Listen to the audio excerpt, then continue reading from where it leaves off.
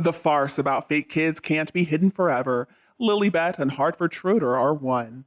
Alright, so let us try to answer the question fairly, without any bias, prejudice, and without any assumptions on our part.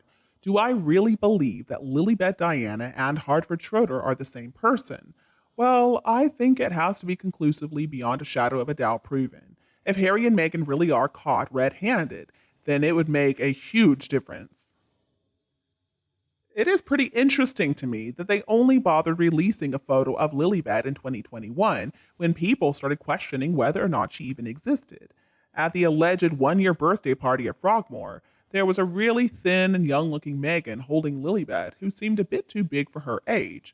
But anyway, I guess who knows? Maybe the child takes after her grandfather Thomas. But in the other photo, Harry is holding the same size Lilibet on his shoulders, while a much heavier Meghan is holding Archie. So what? Did Meghan inflate and deflate so fast? Right now, of course, this is all just conjecture on our parts. We don't know anything for sure.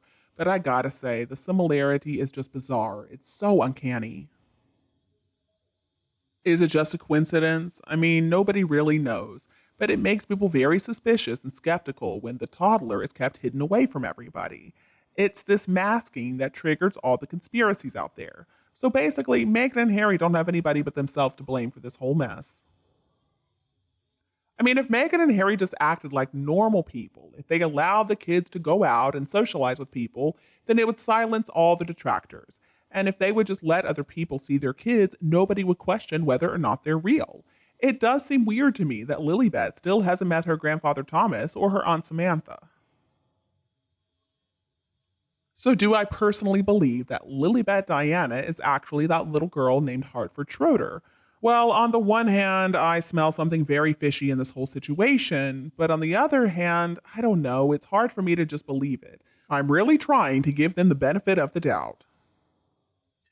And Meghan and Harry could silence all their critics if they really wanted to. As far as I can tell, Meghan and Harry are the ones who have all the power.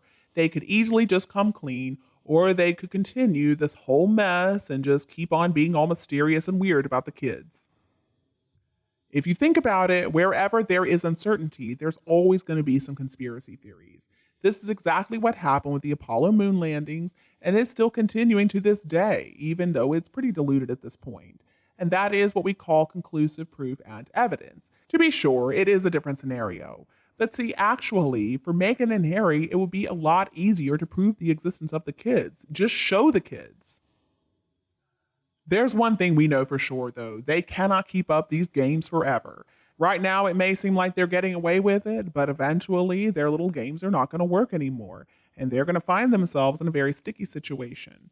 So it's better to just come clean. And they need to do that before it's too late. It could also save them so much humiliation and embarrassment. Because when you think about it, for most people in the world, it doesn't really matter whether both of the children actually exist or not. They're pretty irrelevant. Most people in the world simply do not care one way or the other. From my own personal viewpoint, they just don't spark or trigger the level of excitement to me in the way that the Wales kids do. I mean, maybe geography is a factor here, because the truth is, William and Catherine live in the UK, but Meghan and Harry have decided to raise their kids in California, thousands of miles away from Britain. And anyway, they're going to become increasingly irrelevant in the future because George and Charlotte and Louis are going to get older and they're going to start having their own kids in years to come. And so Archie and Lilibet are going to fall further and further down the line of succession. Like I've already said, it doesn't really matter whether they exist or not. I really don't care because neither Archie nor Lilibet are either interesting or intriguing to me to the extent that I really find them both appealing. Now, I'm trying to be polite here, but what I'm really saying is, I don't care about them. I find them incredibly boring. They're just not fascinating or exciting to me in the least. To me, they're just routine, they're very uninteresting, not unlike their equally boring parents who are incredibly exhausting. Now, obviously, since Meghan Markle has been pretty quiet over the past few months, something's been happening behind the scenes. What it is, of course, I have no idea, but I'm sure that it is not nearly as interesting as she's trying to convince everybody it is. So it seems like, if we're to believe the latest PR news out, that Meghan is ready for a relaunch, although unfortunately nowhere further than Instagram. Let's just see what happens. So far, there are no messages, no photos, but there are already 100,000 followers who have jumped in to be among the first to receive Meghan's first word salad nonsensical speech. And let's think about what their first game was. They were a couple who were so deeply in love with each other. It was the greatest love match of the 21st century. It surpassed the great loves of the ages and the epic romances of folklore and myth. Oh, yeah.